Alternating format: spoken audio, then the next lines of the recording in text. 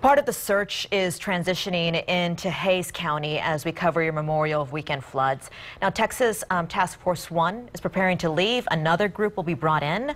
Alicia Inns shows us what they are doing now in Wimberley and why the tools that they're bringing are so helpful.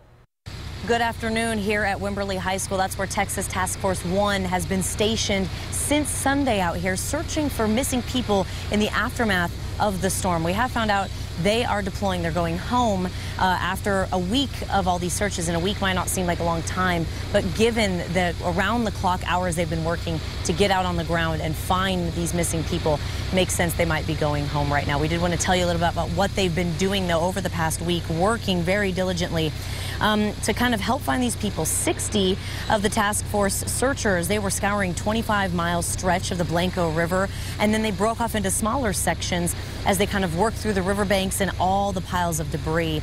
They were working only during the daylight hours, just simply for safety purposes.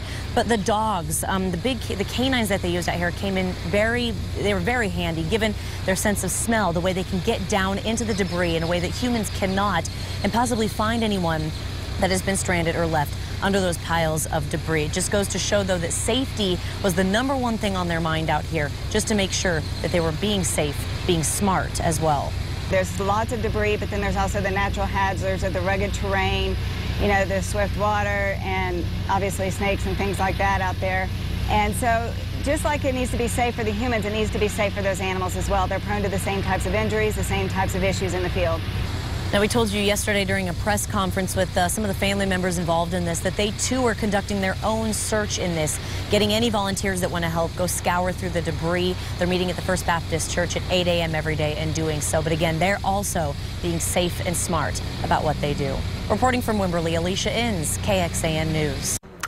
Texas Task Force 2 is a group out of North Texas, we're told, and it will come in and take over parts of the rescue efforts. Now, officials found 2 more bodies late yesterday, bringing the number of people who have died in this week's Central Texas storms up to 10. One was found on the banks of the Blanco River in San Marcos. Another was recovered in Blanco County. Hays County officials say they are still waiting on the identification of the boy recovered along the Blanco River on Wednesday.